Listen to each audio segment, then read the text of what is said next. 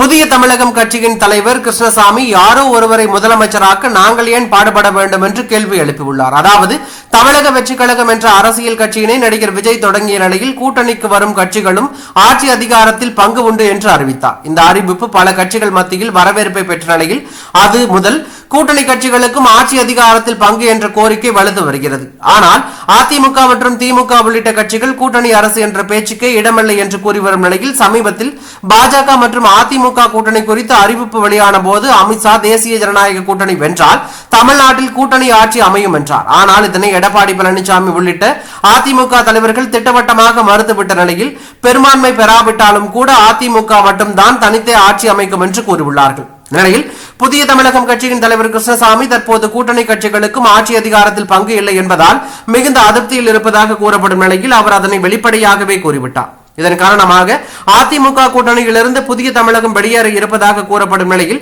ஏற்கனவே தேமுதிகவும் வெளியேற உள்ளதாக செய்திகள் வெளியாகி உள்ளது. மேலும் பாஜகவுடன் கூட்டணியில் இருப்பீர்களா என்ற கேள்விக்கு பாமக தலைவர் அன்புமணி ராமதாஸ் பதில் சொல்ல மறுத்ததால் மொத்தம் 3 கட்சிகள் விலகுவதாக கூறப்படுகிறது. இது தற்போது அரசியல் வட்டாரத்தில் பரபரப்பையும் அதிர்ச்சியும் ஏற்படுத்தி உள்ளது.